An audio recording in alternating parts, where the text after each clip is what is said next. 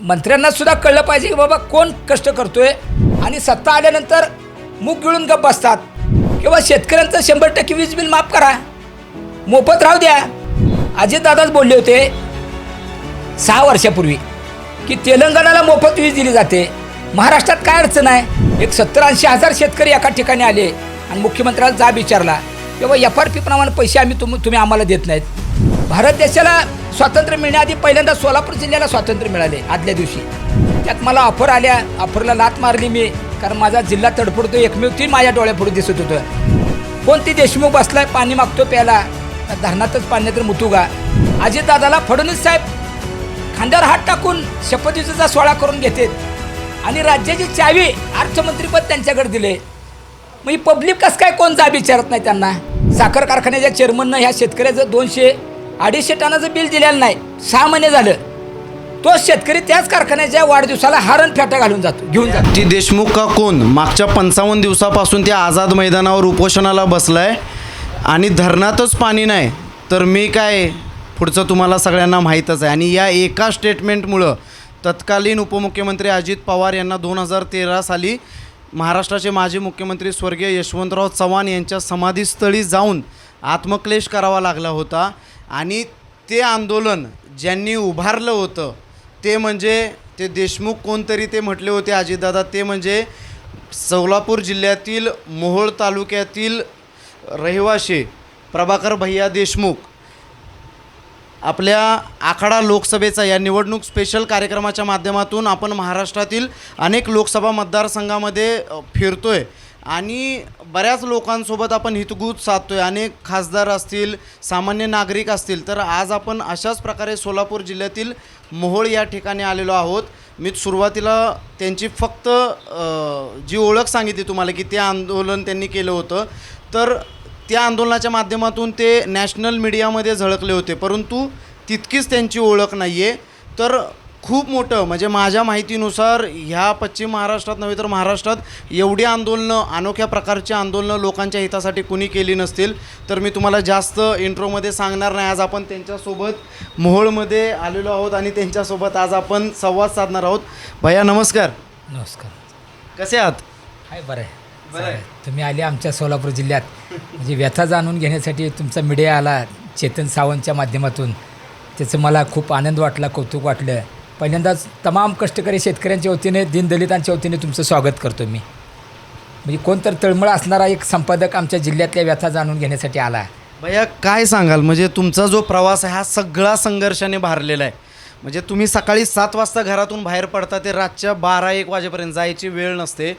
आज तुम्ही संघर्ष करताय मागच्या 30-35 वर्षापासून. काय आहे हा संघर्ष, नेमका काय आहे?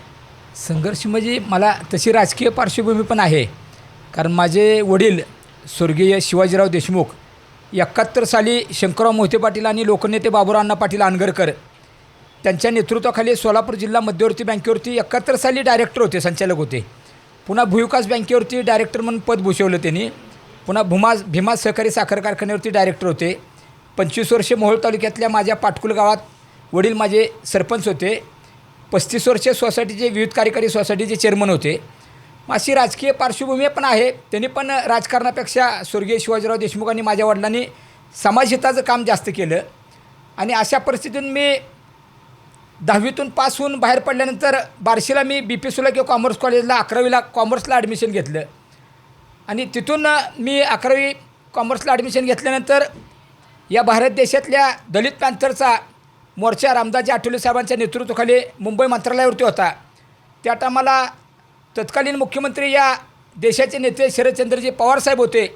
तेव्हाच माझं वय आवर्जून का सांगतो आहे मी, राजकीय पार्श्वभूमी जरी असली तर स्वतःच्या रक्तात आणि विचारात हिताचं रक्त पाहिजे, आवड पाहिजे मनापासून. मग मुख्यमंत्र्याचा मुलगा आहे पण 12 वाजता उठतो, तो क्रांती करू शकत नाही. बाप जरी किती जरी मोठा असला तर तो इतिहास घडवू शकत नाही किंवा सामाजिक कार्य करू शकत नाही. त्याला स्वतःची इच्छाशक्ती लागते. काय जणांना पार्श्वभूमी नसताना काय आज आमदार दिसतात, मंत्री दिसतात राजकीय पार्श्वभूमी नसताना. परत तुम्ही बार्शीला BP सुलाके कॉमर्सला गेल्यानंतर पहिला मोर्चा माझ्या लहान वयातला 18 वय असताना दलित पॅन्थरच्या मोर्चात मी मुंबईला 100 कार्यकर्ते माझे विद्यार्थी घेऊन देशमुख घराण्याचा मराठ्याचा असतानासुद्धा एक बहुजन चळवळ, बाबासाहेब आंबेडकरांची प्रेरणा, शाहू फुले लोकशाहीर अण्णाभाऊ साठे, लोकमाता अहिल्याबाई होळकर, संत गाडगेबाबा, छत्रपती शिवाजी महाराज या सगळ्यांची प्रेरणा घेऊन मी लहान वयापासूनच काम करतो. तर त्या क्रांतीच्या मोर्चात पहिल्यांदा मी मुंबईला गेलो निळी रिबीन लावून. त्यावेळेसपासून आज 89ला मी वारसेला होतो. आज 2023 साल चालू आहे. आज तागायत मी 34 वर्ष झालं सातत्यानं राजकारण न करता, कुठलंही डोक्यात फालतूक विचार न घेता राजकारणाचे सामाजिक आणि विधायक कार्याला महत्त्व देऊन एक अन्यायाविरुद्ध लढण्याची भूमिका माझ्यात चीड निर्माण झाली. आणि अनेक सातत्यानं माझ्या लहान वयापासून आज 2023 साल चालू आहे. तर या माझ्या ह्याच्यातून कितीही मोठा अन्याय करणारा असला तर मी त्याच्या विरोधात लढण्यासाठी मैदानात उतरलेलो आहे, सातत्यानं रस्त्यावर उतरलेलो आहे. आणि माझी अशी ओळख झालेली आहे महाराष्ट्र राज्यामध्ये की सत्यासाठी लढणारा कार्यकर्ता, अन्यायाविरुद्ध लढणारा कार्यकर्ता, जे अधिकारी चांगलं काम करतात, जे मंत्री चांगलं काम करतात, त्याचं आम्ही पाय धुवून पाणी पितो. त्याच्यामुळे ही काम करत असताना जनसेवा शेतकरी संघटनेचा मोहोळ तालुका अध्यक्ष आदरणीय या सोलापूर जिल्ह्याचे नेते स्वर्गीय प्रतापसिंहजी मोहिते पाटील साहेब यांनी माझ्यावरती जबाबदारी टाकली. त्या टायमाला जनसेवा शेतकरी संघटनेच्या माध्यमातून मी जवळजवळ 12 वर्ष काम केलं. त्याच्यानंतर मोहिते पाटलांचे कारखाने होते. मग मी एखाद्या कारखान्यानं ऊसाचं बिल नाही दिलं तर मी ती बिल न दिल्यामुळे मला आंदोलन करायची इच्छा व्हायची. कारण 15-16 हजार शेतकऱ्यांचा ऊस जातो, शेतकरी घाम घालतो, कष्ट करतो. त्याच्या घामाची किंमत, एका थेंबाची किंमत आहे. मला जाणीव असल्यामुळे मी आंदोलन करत होतो. पण त्यांचे पण मोहिते पाटलाचे कारखाने असल्यामुळं मला अडचण येऊ लागली. ते म्हणले आपल्या पण कारखान्याने बिल दिलं नाही. मग त्यांच्या PA फोन यायचा. त्यांचं बरोबर आहे. त्यामुळे मी स्वतःच महाराष्ट्र राज्य जनहित शेतकरी संघटना स्थापन केली. आणि या संघटनेच्या माध्यमातून मोहोळ तालुक्यातलं आमचा अनगरचा जो कारखाना आहे, लोकनेते सहकारी साखर कारखाना, तो सहकार तत्वावरचा उभा केलेला कारखाना होता. माझ्या शेतकऱ्याच्या आशीर्वादानं, लोकनेते बाबुराव अण्णा पाटलांची प्रेरणा घेऊन माझे आमदार राजन पाटील संस्थापक चेअरमन, त्या टायमाला पहिलं आंदोलन माझ्या जनहित शेतकरी संघटनेचं एक ऐतिहासिक आंदोलन झालं. ज्या मोहोळ तालुक्यामध्ये वट्ट्यावर बसून कोणी बोलायचं धाडस करत नव्हतं. परंतु मी स्वतः मस्ती म्हणून नाही किंवा राजन पाटलाला विरोध म्हणून नाही, तर 7 दिवस प्राणांतिक उपोषण करून लोकनेते सहकारी साखर कारखान्यानं 22.5 कोटी रुपये बिल बुडवलं होतं. दिलेच नव्हते. वस्तुस्थिती त्यांच्याच कार्यकर्त्यांनी सांगितल्यानंतर ते बिल मी 2011ला, म्हणजे आज 13 वर्ष झालं, 2011ला प्राणांतिक उपोषण मोहोळ तहसील कार्यालयासमोर करून मी ते 22.5 कोटी रुपये खात्यावर जमा करायला त्यांना भाग पाडलं. मग त्या जनहित शेतकरी संघटनेच्या माध्यमातून काम करत असताना बघता बघता माझ्या सोलापूर जिल्ह्यात दुष्काळाने उग्र रूप धारण केलं 2013ला. त्याच प्रश्नाकडे येणार आहे मी. पण मला सांगा भैयासाहेब की तुमच्यात जी ही तळमळ आहे आणि लोकांच्या जे ज्वलंत प्रश्न आहेत त्याला थेट त्या प्रश्न सोडवण्यासाठी प्रशासनाशी असेल, वेळप्रसंगी नेत्यांशी असेल, ही भिडण्याची जी उर्मी आहे, ही प्रेरणा आली कुठून? प्रेरणा आली म्हणजे आपण या जीवन जगत असताना, कॉलेज जीवन असो, सातत्यानं त्या काय गरीब मागासवर्गीय मुलांच्या EBC जे सवलत मिळत नव्हती, त्यांचे जे काय शासनाचे पैसे आहेत त्यांना EBCचं ते मिळत नव्हतं. पुन्हा ॲडमिशन गोरगरीब विद्यार्थ्यांना मिळत नव्हतं, वशिलीबाजी असायची. त्यातून बाबा ह्या गरीब मुलांना काय करायचं, आपण एक मोठ्या घरचं आहे म्हणून ठीक आहे, मान्य आहे. तर हा जो अन्याय चाललेला बघून प्रत्यक्ष पहिल्यानंतर मला प्रेरणा मिळाली. माझ्या वाडवडिलांची तर पुण्य आहेत. भानदास तात्या पाटील माझे आजोबा लोकल बोर्डाचे सदस्य होते. त्या टायमाला सोलापूरला जिल्हा परिषद नव्हती, लोकल बोर्ड म्हणून त्याचा ही झालता. नंतर जिल्हा परिषद झाली. तर असं अन्यायाविरुद्ध लढताना असं माझ्या जीवाचा विचार न करता माझी भावना होत गेली की बाबा इतक्या लोकांवर, इतक्या शेतकऱ्यांवर अन्याय होतो आहे. जो कष्टकरी घाम घालतो त्या बिचाऱ्याच्या आशीर्वादानं आपण वांग्याची भाजी, चपाती, भाकरी खातो, टमाट्याची भाजी खातो. त्याच्या आशीर्वादानं मंत्र्याच्या बंगल्यावर चिक्कूचा ज्यूस, मॅडम म्हणतात त्यांच्या मिसेस, मंत्री मिटिंगला चालल्यानंतर अहो चिक्कूचा ज्यूस घेऊन जावा. मग आमची भगिनी ताई असं म्हणल्यानंतर मंत्रीसाहेब चिक्कूचा ज्यूस पितात आणि तिला म्हणतात खूप छान चिक्कूचा ज्यूस बनवला. मग मी त्या मंत्र्याला आव्हान करतो आहे की ताईंनी बनवलेला नाही तो ज्यूस, माझ्या कष्टकरी घाम घालणाऱ्या शेतकऱ्यानं काळ्या मातीत घाम गाळला आहे, तेव्हा तो चिक्कू आला आहे, त्या बागेत चिक्कू आला आहे. ती चिक्कू ताईंनी फक्त साखर टाकली आहे, ती बी माझ्या शेतकऱ्याच्या ऊसाची साखर आहे. ताईंनी फक्त फ्रीजमध्ये तो ठेवला होता गार होण्यासाठी चिक्कूचा ज्यूस. म्हणजे मंत्र्यांनासुद्धा कळलं पाहिजे की बाबा कोण कष्ट करतो आहे. आज ही गेल्या कित्येक वर्षापासून मला आता कळतं असं 35 ते 40 वर्ष झालं अनेक पक्ष सत्तेवर आले. प्रत्येक पक्षाचा नेता विधानसभा असो लोकसभेच्या 1-1 लाख लोक जाहीर सभेत म्हणतात की आमच्या हातात सत्ता द्या, शेतीमालाला हमीभाव देऊ. राष्ट्रीय नेते आहेत, राज्याचे नेते आहेत, पुन्हा म्हणतात सत्ता आमच्या हातात द्या, 100% वीज बिल माफ करू, 7-12 उतारा कोरा करू. मग हे ऐकून हे राज्यकर्ते एवढा अन्याय करतात आणि सत्ता आल्यानंतर मुख गिळून गप्प बसतात. त्यामुळे मी विचार करायला लागलो, म्हणजे ही सत्तेत गेली तरी नसताना मोठी आश्वासनं देतात आणि सत्तेत आली की तिजोरी मोकळी आहे, अडचण आहे. ही कसं सरकार चालवतं आमच्या जीवाला माहिती आहे. जसं एस टी महामंडळाच्या कर्मचारी, एस टी चालक, कंडक्टरांची जी मोठं आंदोलन झालं 400-450 दिवस आझाद मैदानला, मग तिथं त्या टायमाला आदरणीय सदाभाऊ खोत आणि गोपीचंद पडळकर उजव्या डाव्या हाताला बसले. 7-8 दिवस त्यांच्या आंदोलनात सहभागी झाले. तिथनं स्टेटमेंट दिले, महाविकास आघाडी सरकार अन्याय करतं आहे, ह्यांना न्याय दिला पाहिजे, फडणवीस साहेबांनी बोलले. परंतु मला परत असं वाटतं की फडणवीस साहेबांची सत्ता एकनाथ शिंदे सरकारची आल्यानंतर हेच गोपीचंद पडळकर आणि सदाभाऊ खोत का फडणवीस साहेबाला, एकनाथ शिंदेला धारेवर धरत नाहीत?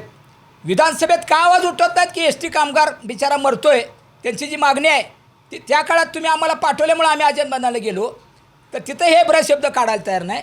म्हणजे यांच्या मीडियाला क्लिप आहेत, 7-12 उतारा कोरा करतो. पुन्हा फडणवीस साहेब बोलले की मध्य प्रदेशमध्ये 6,000 कोटी मध्य प्रदेश एमपीच्या सरकारने शेतकऱ्याचं वीज बिल भरले. मग फडणवीस साहेबांची इच्छा आहे तर मला अशी माझी मागणी आहे त्यांच्याकडे गेल्या 3 वर्षापासून, किंवा शेतकऱ्यांचं 100% वीज बिल माफ करा, मोफत राहू द्या. अजितदादाच बोलले होते 6 वर्षापूर्वी की तेलंगणाला मोफत वीज दिली जाते, महाराष्ट्रात काय अडचण आहे? तेव्हा आपलं फडणवीस साहेबांनी उद्धव ठाकरे सरकार होतं. मग ह्या क्लिप आहेत त्यांच्या. मग ह्यांनी लाखो लोकाला, कोट्यवधी लोकाला बोललेलं ह्यांच्या लक्षात राहत नसेल तर ह्याला जबाबदार अजितदादा, फडणवीस साहेब किंवा उद्धव ठाकरे किंवा पवार साहेब किंवा कोण नेत्यांना मी जबाबदार समजत नाही. हे आपल्या राज्यातली किंवा सोलापूर जिल्ह्यातली जी जनता आहे, शेतकरी आहेत, ते ह्याला जबाबदार आहेत. कारण माझं मत आहे, डॉक्टर बाबासाहेब आंबेडकरांनी दिलेली लोकशाही जी आहे, त्या लोकशाहीची ताकद अशी आहे की सर्वसामान्य शेतकऱ्यांनी, तुम्ही आम्ही मिळून शेतकऱ्यांनी मंत्र्याची गाडी अडवून जाब विचारला पाहिजे. मुख्यमंत्री ज्यावेळेस कार्यक्रमाला येतील त्या ठिकाणी मला सांगा, एका कारखान्यात 15,000 ते 16,000 शेतकरी सभासद आहेत. माझ्या जिल्ह्यात 32 कारखाने चालतात, 38 कारखाने, त्यापैकी 4-5 कारखाने बंद आहेत. मग मला असं म्हणायचं आहे की एका कारखान्यातले 15-16,000 शेतकरी असे मिळून जर एक 70-80 हजार शेतकरी एका ठिकाणी आले आणि मुख्यमंत्र्याला जाब विचारला किंवा FRP प्रमाणे पैसे तुम्ही आम्हाला देत नाहीत, पैसे 15 दिवसाच्या आत कायदा सांगतो FRPचा, ऊस नियंत्रण कायदा, की ऊस गेल्यानंतर शेतकऱ्याच्या 15 दिवसाच्या आत खात्यावर पैसे जमा पाहिजेत, नाहीतर त्याला 15% व्याज आहे, त्यातलं 1% व्याज देत नाहीत. आणि हे कारखानदारांच्या बँकेतलं माझ्या शेतकऱ्यानं कर्ज काढलं की त्याला जी बंधनकारक व्याज आहे, चक्री व्याज असे वसूल करतात. का रे बाबा, कारखानदाराला माझं म्हणतो, माझी इच्छा आहे, मी बोलतो की बाबा तुमच्या बँकेतलं कर्ज काढलेलं ती पैसे आहेत आणि माझ्या शेतकऱ्याचं ऊसाचं बिल उशिरा दिलं आहे, त्याचं व्याज तुम्ही, त्याचे पैसे कुठून वापरलेत, 200-300 कोटी रुपये वापरता तुम्ही, मग ती पैसे नाहीत का माझ्या शेतकऱ्याचे? पण ह्याच्यावरती शेतकऱ्याचा एकोपणा आहे. कोल्हापूर जिल्ह्यात माझी महिला शेतकरी बिचारी भगिनी बारक्या लेकराला पाठीवर टाकून ती रस्त्यावर उतरते, त्यामुळे तिथं 3400 रुपये भाव मिळतो. पण ज्या सोलापूर जिल्ह्यात हुतात्म्याने बलिदान केलेला माझा जिल्हा आहे, परंपरा मोठी आहे. भारत देशाला स्वातंत्र्य मिळण्याआधी पहिल्यांदा सोलापूर जिल्ह्याला स्वातंत्र्य मिळाले आदल्या दिवशी. असा ऐतिहासिक जिल्हा असून आमचे शेतकरी लढत नाहीत, ह्याचं मला दुःख वाटतं. तुम्ही खंत व्यक्त केली. तुमच्या बोलण्यातून आलं क्लिप आणि अजितदादा, आणि ज्या एका गोष्टीमुळं तुम्ही नॅशनल मीडियावरती गेला ते नेमकं प्रकरण काय होतं 2013ला झालेलं? 2013ला माझ्या सोलापूर जिल्ह्यामध्ये भयानक दुष्काळ होता आणि अशा परिस्थितीमध्ये मी ज्या टायमाला माझा शेतकरी मुकी जनावरं कत्तलखान्यात 70,000ची दुभती गाय माझा शेतकरी कत्तलखान्यात 2,000ला विकताना मी डोळ्यानं पाहिलं आणि अक्षरशः चेतन साहेब त्या टायमाला माझ्या डोळ्यातनं पाणी आलं. मुक्या जनावराला बोलायला येत नाही, हा दुष्काळ भयानक आहे, उजनीचं हक्काचं पाणी घेतल्याशिवाय आपल्याला चालणार नाही. म्हणून 5-25 कार्यकर्ते घेऊन मी रेल्वेनं जनित शेतकरी संघटनेचा खिशाला बिल्ला लावून आम्ही बिगर तिकिटाचं आम्ही मुंबई आझाद मैदानाला गेलो. तिथं 5 फेब्रुवारीला आंदोलन चालू केलं. कंटिन्यू असं सातत्याने वेगवेगळ्या प्रकारचे आंदोलन केली, मंत्रालयात घुसण्याचा प्रयत्न केला, पोलिसांच्या काट्या खाल्ल्या. त्या आझाद मैदानच्या आंदोलनामध्ये माझ्यावरती 9 गुन्हे दाखल झाले आणि अशा परिस्थितीत 4 महिन्याचा माझा आंदोलनाचा प्रवास 60-70 हजार रुपये जवळ होते. ती 15 दिवस 20 दिवस पुरले माझ्या 25-30 कार्यकर्त्यांना. शेवट पैसे उडले, शेवट वडापाव खाऊन दिवस काढायला चालू केले. कधी भात भाजी खाल्ली. काही पोलिसांनी 3 दगडाची चूल केल्यानंतर पाटं आम्ही भात शिजवत असताना ती चुली बघून फेकून दिलं, काढून दिलं. इथं आझाद मैदानाला चूल पेटवायची नाही. अशा अवस्थेत पोलिसांना न काय उलटं बोलता, विरोध न करता ते आंदोलन सातत्यानं चालू ठेवलं. पुन्हा बाहेर जाऊन पुन्हा 3 दगडाच्या चुली मांडून एका कोपऱ्यात पुन्हा ती भात भाजी करून आम्ही खाऊन ते दिवस काढले. आणि त्याच टायमाला उद्धवसाहेब आझाद मैदानाला मला भेटायला आले होते. त्यांचा मला अभिमान वाटतो. स्वर्गीय गोपीनाथ मुंडेसाहेब त्या टायमाला आले होते आणि ते खरंच ऐतिहासिक आंदोलन झालं. Hindustan times of India, afternoon Indian express, Chitralekha मॅगझिनमध्ये बातम्या आल्या आणि तो खराच हा गरिबाचा सामाजिक कार्याचा मनापासून होणारा तो एक प्रामाणिक लढा होता. त्यात मला ऑफर आल्या, ऑफरला लाथ मारली मी, कारण माझा जिल्हा तडफडतो एकमेव ती माझ्या डोळ्यापुढे दिसत होतं.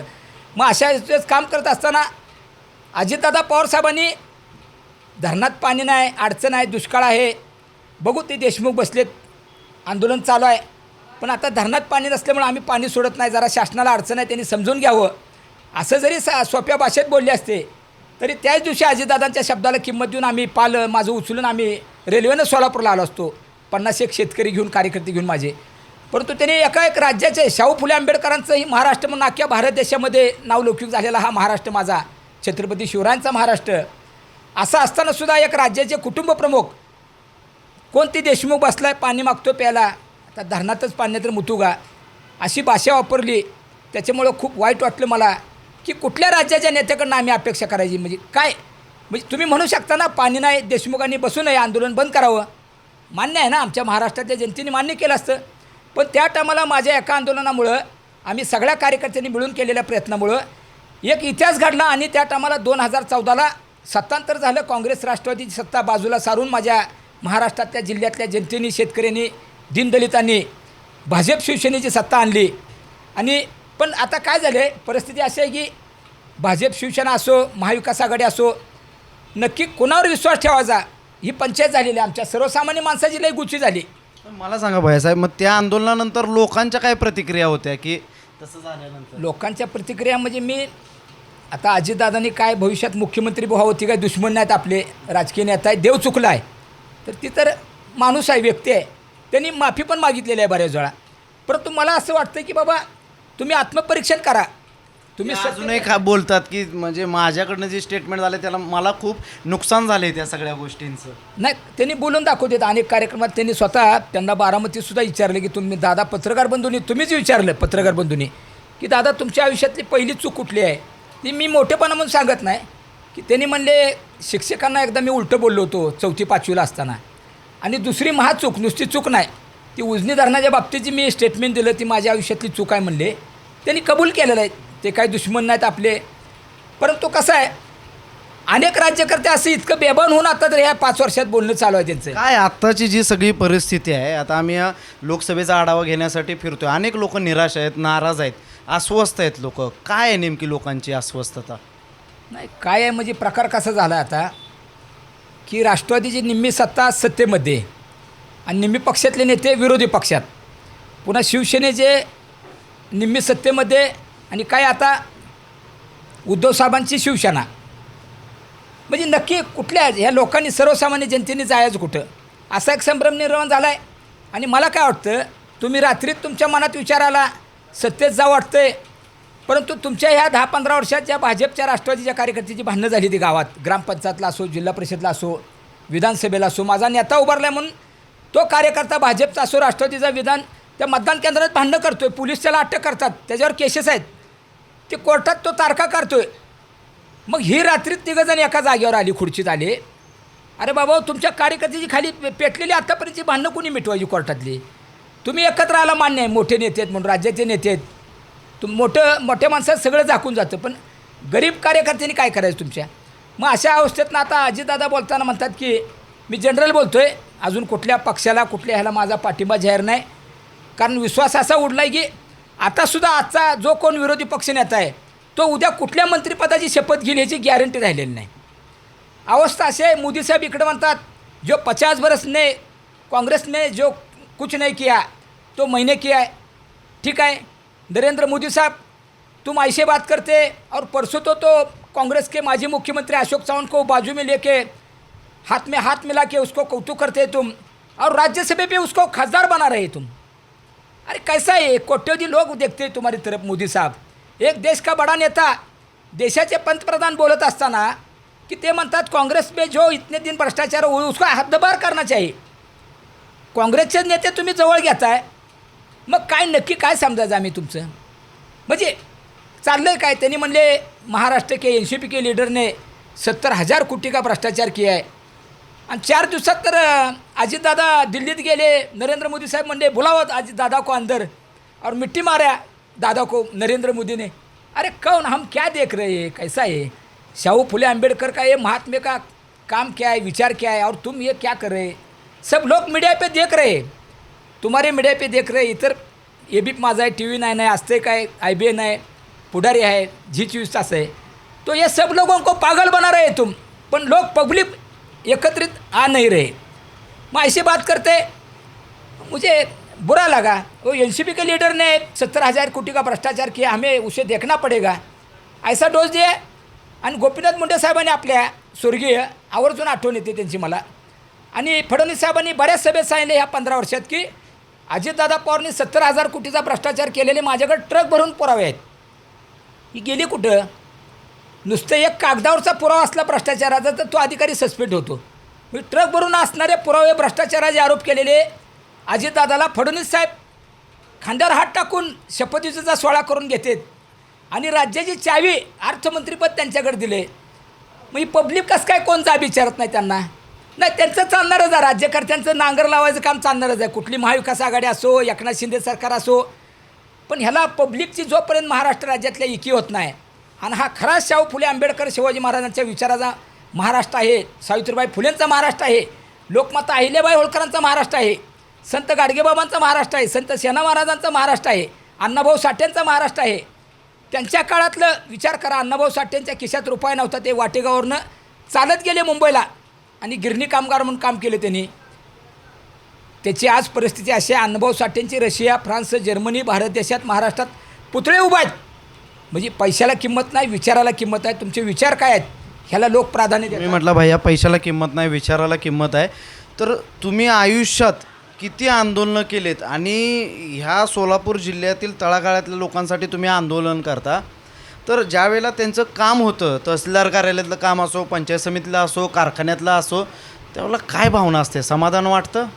नाही, समाधान वाटतं मनापासून. आणि विशेष म्हणजे त्याचे 2,000-5,000 जायचे वाचतात माझ्या फोनमुळं. एक तुमच्या सगळ्याची पुण्य आहे, मला मोठेपणा म्हणून नाही. आंदोलन केल्यामुळं अधिकारी वर्ग बी म्हणतो की ह्या बिचाऱ्या भैया देशमुखचं स्वतःचं वैयक्तिक काय नाही, हा लोकांसाठी झटतो, स्वतःचा DP जाळलेला कधी फोन केला नाही महावितरणला. परंतु दुःख असं वाटतं की जोपर्यंत ह्या सोलापूर जिल्ह्यात आणि महाराष्ट्र राज्यात बनावट पुढाऱ्यांना वाजणाऱ्या ज्या चौकाचौकातल्या हलग्या आहेत त्या आणि बनावट पुढाऱ्यांना जी उडणाऱ्या माळा आहेत त्या फटाकड्याच्या, त्या जोपर्यंत बंद होत नाहीत तोपर्यंत विकासाची क्रांती होणार नाही, तुम्हाला न्याय मिळणार नाही. आत्ताचा शेतकरी असो, ज्या साखर कारखान्याच्या चेअरमननं ह्या शेतकऱ्याचं 200-250 टनाचं बिल दिलेलं नाही, 6 महिने झालं, तोच शेतकरी त्याच कारखान्याच्या वाढदिवसाला हारण फेटा घालून जातो, घेऊन जातो. याचा अर्थ लोक अन्यायाच्या विरुद्ध बंड करायला भेटायत किंवा हे झालेत का लोक? मला तेच बोलायचं आहे. मगापासून जी मी बोलतो आहे चेतन साहेब आपल्या मीडियाला, तुम्ही कडेगाववरनं खूप लांबून आलात, तुमची तळमळ दिसते आम्हाला. खरंच अभिमान वाटला मला, तुम्ही इतक्या लांबून येऊन एका सामाजिक कार्यकर्त्याची तुम्ही मुलाखत घेता, एका मोठ्या नेत्याकडनं जाता. खरोखरच कुठतर क्रांती होणार आहे तुमच्यासारखी मीडियावाली असल्यानंतर, सत्य आहे ती बाहेर येणार आहे, टिकणार आहे. मग मला असं वाटतं की बाबा ह्या लोकांच्या चुका आहेत तुमच्या आमच्या. मग ते चेअरमन म्हणतात मग ज्याचं बिल दिलं नाही तो आला म्हणल्यावर ह्याचं 2-3 महिन्यांनी देऊ हे जवळचा म्हणतात. ते बाकीच्या नवीन लोकांची बिलं देऊन टाका, PAला सांगते ती, MDला सांगतात. मग क्रांती कशी होणार मला सांगा. आता गावातनं एखादा पुढारी चालला गाडीत असला तर झोपतो असा कोणतर हात करेल म्हणून. मग पुन्हा वाट्यावर बसलेला महादान दत्ता म्हणतो अण्णा झोपलेत, तात्या झोपलेत, नाही तर तात्याने हात केला असता. तात्या कुठला झोपायला, तात्या म्हणतो कोणतर हात करेल, माझ्या गाडीत बसेल, काहीतरी काम लावेल म्हणून मुद्दाम असं 5 मिनिट झोपायचं सीटवर. आणि ECच्या बाहेर गेला की झोप मोडली, सपली झोप अण्णाची तात्याची. लगे पेपर घेऊन वाचायला लावतो, चष्मा लावून लगेच. मग झाली झोप, 5 मिनटात संपली गावातनं ECच्या बाहेर आल्यावर. तर असं बनावट पुढाऱ्यांची संख्या आहे. मी नावं ठेवत नाही कोणाला, पण ह्याच्यामुळं महाराष्ट्रातली वाट लागायला लागली, शेतकऱ्यांच्या आत्महत्या वाढायला लागल्या. त्या विकास तुम्हाला भविष्यात दिसणार नाही. विकास नावाची माणसं गाठ पडतील आपल्याला, पण विकास दिसणार नाही.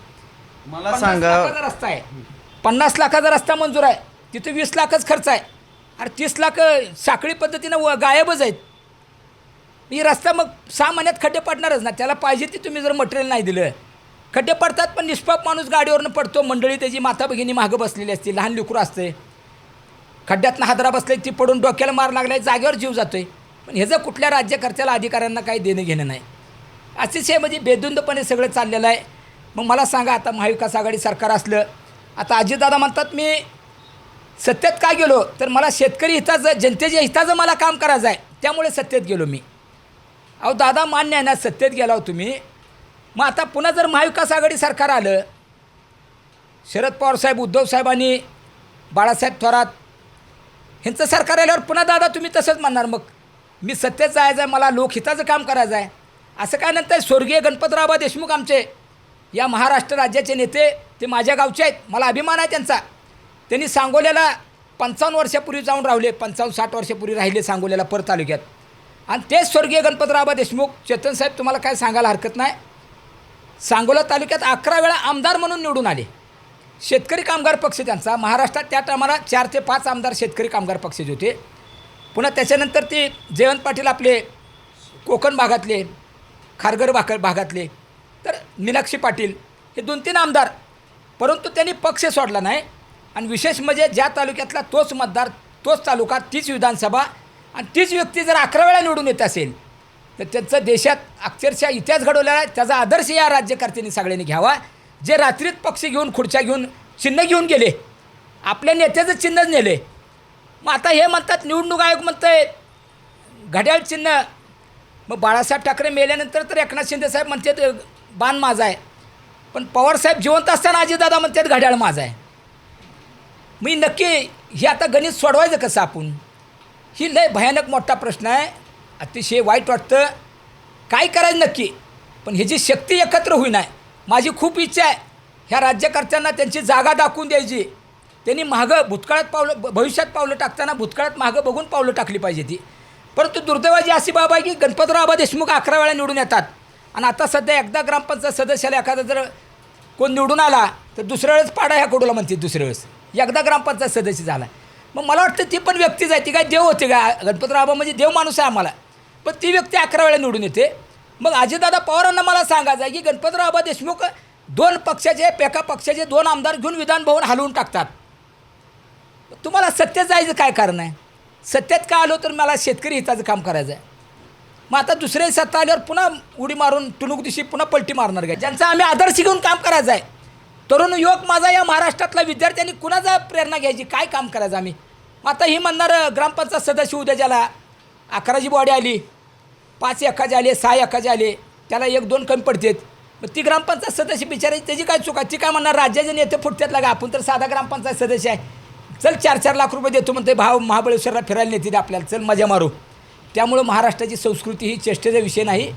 महाराष्ट्राची संस्कृती संपत चाललेली आहे. महाराष्ट्र दिशाहीन होतो आहे. राज्यकर्त्यांना कामाचं काय देणं घेणं नाही. एकमेकावर टीका करण्यात ही 2 वर्षे घालवलेत. मला दुःख वाटतं आहे. शेतीमालाला हमी भाव नाही.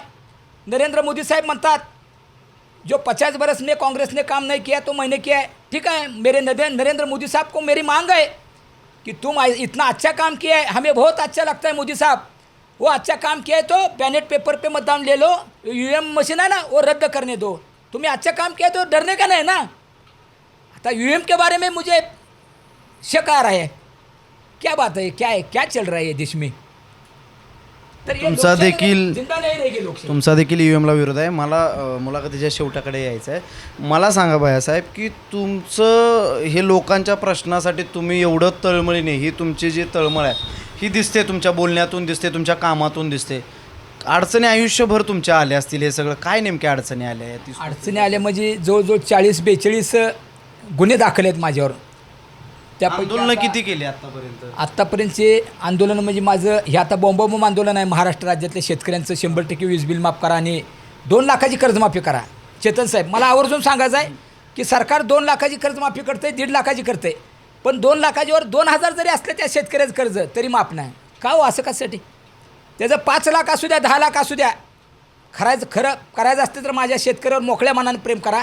त्याची सरसकट कर्जमाफी 5 लाखाचं असते तरी 2 लाख माफ करा अशी मागणी आहे. त्यासाठी आता होणारं 15 तारखेचं सोलापूर कलेक्टर ऑफिससमोरचं आंदोलन ती माझं 277वर आंदोलन असेल माझ्या ह्या जीवनातलं. 276 आंदोलनं केली. 276 आत्तापर्यंत आंदोलन केलेली. माझ्याकडे पुरावे आहेत, कुणी बी मला पुरावे मागू द्या, निवेदन आहेत, तारखेसहित आहेत, सगळं पेपरला आलेले बातम्या आहेत. खूप कष्ट करतो, गुन्हे दाखल होते, जेलमध्ये बसतो, पाण्यासाठी लढलो, लाईटीसाठी लढलो. आणि ही काम करत असताना शेतकरी वर्ग घाबरतो. अजून रस्ता रोको केलं तर 20च माणसं आणि 500 टन ऊस गेलेला शेतकरी पलीकडे पानपट्टीजवळनं हॉटेलजवळनं उभा राहून बघतोय. आणि आंदोलन संपले की जवळ येतात त्यावेळेस 200-300 लोक गोळा असतात माझ्याजवळ. पण आंदोलन खरं चालू असतं त्या टायमाला 20-25 लोक बसलेले असतात. तर ही जोपर्यंत संपत नाही तोपर्यंत प्रगती होणार नाही, प्रपंच व्यवस्थित चालणार नाहीत.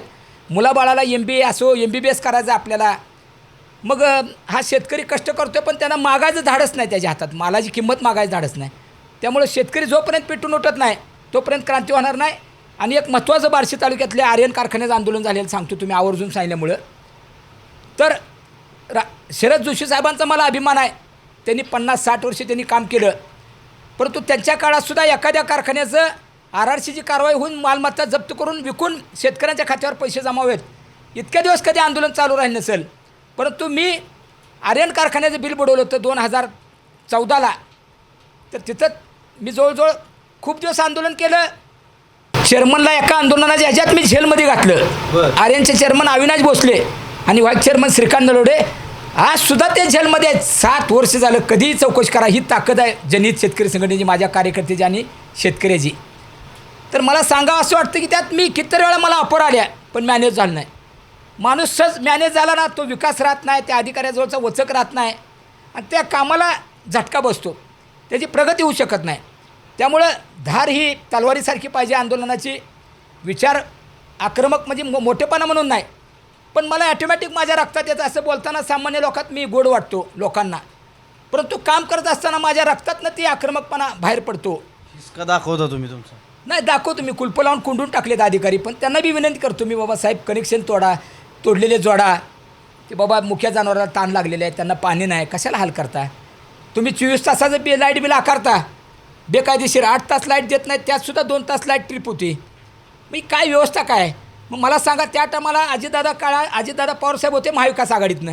त्या टायमाला त्यांनी 2 लाखाच्या कर्ज माफीत त्यांनी स्टेटमेंट दिलेलं आहे की वरती किती कर्ज असू द्या माफ करतो. तेच अजितदादा आज अर्थमंत्री आहेत. का हो ह्यांच्याजवळ फायली सचिव PN आहेत का ह्यांना दाखवायला दादा काय बोलले होते त्याची अंमलबजावणी करायची?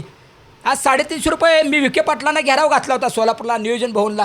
त्या टायमाला बी मला पोलिसांनी रिपोर्ट केला की बाबा भैया देशमुख कांदा घेऊन आला आहे, कांद्याचा हार घेऊन आला आहे. का रे बाबा कांद्याचा हार काय चावतो काय विखे पाटलाला? कांदा भजी आवडतेच विखे पाटलाला खायला. घरात मटण खाऊ घातल्यावर कांदा नाही दिला तर मिसेसला म्हणतात कांदा दिला नाही, मला कांदा आवडतो मटणाबरोबर. तिथं कांदा आवडतो विखे पाटलाला. आणि भैया देशमुखनं कांद्याचा हार काय तयार केला? फुलाचा हार 200 रुपये लागले. मग मी 5 रुपयाला कांद्याचा हार तयार होतो म्हणल्यावर 5 रुपयात कांदा भागवला मी, भाव कमी कांद्याचा. आणि मला बी मी शेवटी लक्ष वेधण्यासाठी करणार ना काहीतरी मार्ग.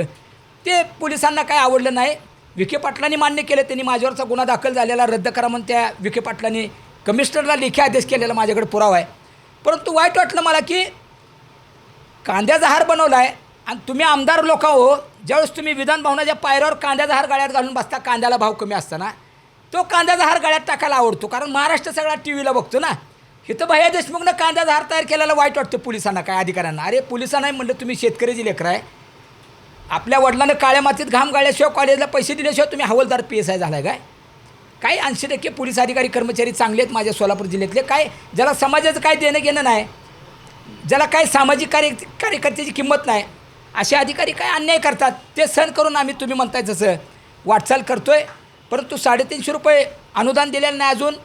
तुम्हाला सांगतो जे 50,000 रुपये महत्त्वाचं बोलतो मी, म्हणजे माझ्या मोठेपणापेक्षा सुद्धा 50,000 रुपये जी रेग्युलर कर्ज भरणाऱ्या शेतकऱ्याला त्यांनी सन्मान योजना म्हणून त्यांना जाहीर केलेलं आहे, ते पैसे अजून बऱ्याच शेतकऱ्याचे मिळालेले नाहीत.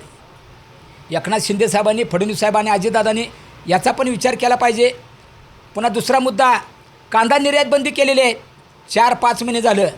आणि कांदा निर्यात बंदीबाबत केंद्रीय मंत्री भारती पवारांनी जाहीर केलं 15 दिवसाखाली की कांदा निर्यात बंदी अमित शहांबरोबर विचार करून चर्चा करून मी उठवलेली आहे.